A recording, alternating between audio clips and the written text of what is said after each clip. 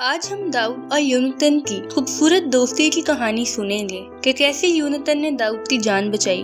खुदावन की रूह ने साउल को छोड़ा, तब खुदावन ने एक बदरूह को साउल पर भेजा जिसने उसको बहुत तकलीफ दी।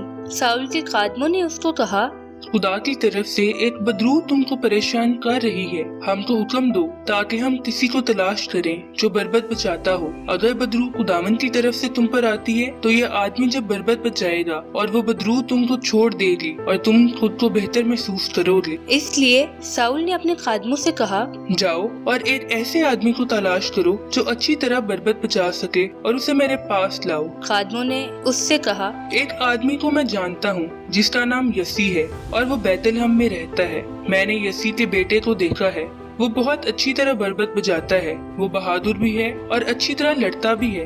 वो होशियार है और खूबसूरत है और खुदावंद उसके साथ है। इसलिए साउल ने यसी के पास कासिद भेजे। उन्होंने यसी से कहा, तुम्हारा एक लड़का दाऊद नाम का है जो तुम्हारी भेड़ों की रखवाली करता है, उसको मेरे पास भेजो।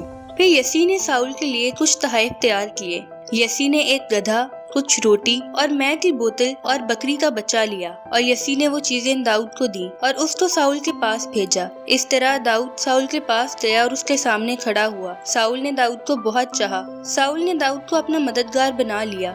साउल ने यसी को खबर भेजी कि दाऊद को मेरी खिदमत के लिए रहने दो, मैं उसको बहुत पसंद करता हूँ। जब किसी भी वक्त खुदा की तरफ से बदरूह साउल पर आती तो दाऊद बरबत बजाता और वो बदरूह साउल को छोड़ देती और वो बेहतर महसूस करता।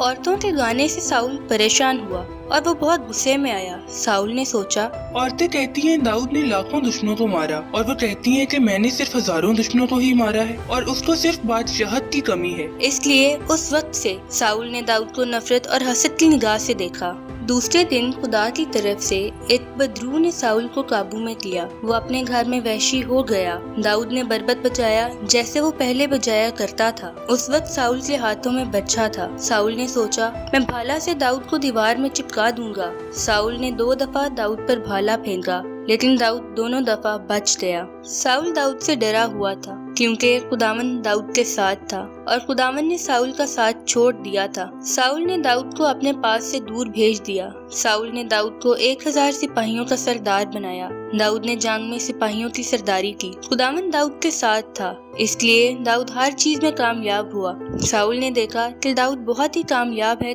तो साउल दाऊद से और भी ज्यादा खौफजदा हुआ। लेकिन इसराइल और यहूदा के तमाम लोग दाऊद को चाहने लगे। वो इसको इसलिए चाहते थे कि वो जंगों में उनकी रहनुमाई करता था और उनके लिए लड़ता था। साउल ने दाऊद से कहा, यहाँ मेरी बेटी मीरब है, मैं उसे तुम्हारी बीवी होने के लिए देना चाहता हूँ। मैं सिर्फ इतना चाहता हूँ कि तुम मेरे जंगजू रहो और मेरे लिए खुदावन की जंगें लड़ो। ये एक चाल थी जो साउल ने बनाई थी। इस तरह उसने सोचा, मैं दाऊद को नहीं मारूंगा, मैं फिलिस्तियों से उसको मरवा दूंगा। और इस तरह साउल ने अपनी बेटी की शादी दाऊद से कर दी। जब दाऊद और साउल की बातें खत्म हुई तो यूनतन और दाऊद दोस्त बन चुके थे। वो दाऊद को बहुत चाहता था। साउल ने उस दिन से दाऊद को अपने साथ रखा और उसको अपने बाप के घर वापस जाने ना दिया। यूनतन दाऊद को बहुत चाहता था। दाऊद और यूनतन ने एक मुआहदा किया। यूनतन ने अपना कोट जो वो पहने हुआ था दाऊद को दिया और उसने उसको अपनी वर्दी भी दे दी। यूनतन ने उसको अपनी कमान, तलवार और अपना कमरबंद भी दे दिया। जब फिर से जंग शुरू हुई और दाऊद फिलिस्तीनियों से लड़ने के लिए बाहर गया, उसने उन लोगों को शिकस्त दी और वो लोग वहाँ से भाग गए। लेकिन जब बदरूह खुदावन की तरफ से साउल पर आई, साउल अपने घर में था।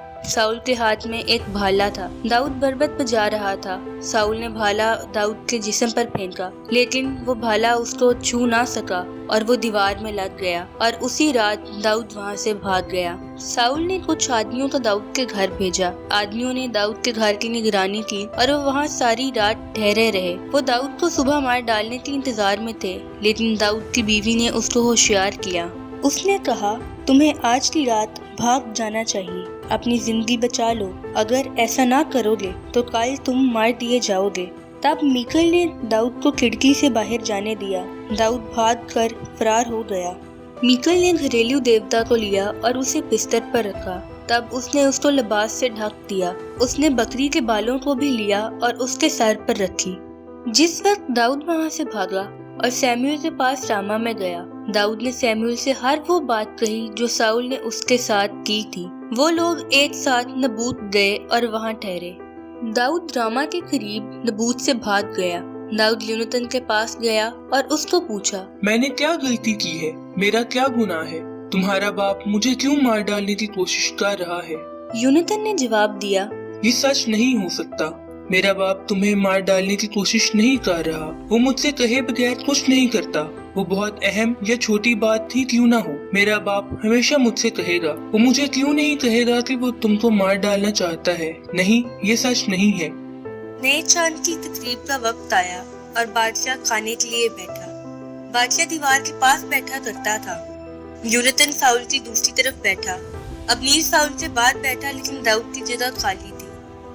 उस दिन साउल ने कुछ न कहा क्योंकि उसने सोचा कुछ हुआ होगा, गालिबन वो नापाक है।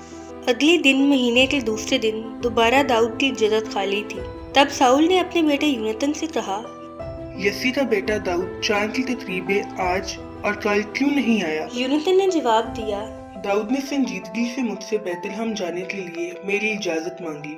दाऊद ने कहा, मुझे जाने दो, मेरा खानदान बैतलहम में कुर्बानी कर रहा है और मेरे भाई ने मुझे वहाँ रहने का हुक्म दिया है।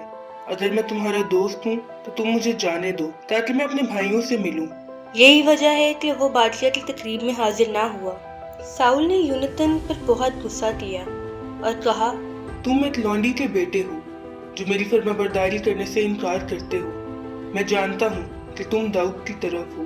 तुम अपनी माँ और अपने लिए जिल्लत का बायस हो। जब तक दाऊद जिंदा रहेगा ना ही तुम बादशाह बनोगे और ना ही तुम्हारी बादशाहत होगी। दाऊद को मेरे पास लाओ, उसे जरूर मार डालना चाहिए। तब यूनतन ने साउल से पूछा, उसे क्यों मार डालना चाहिए? उसकी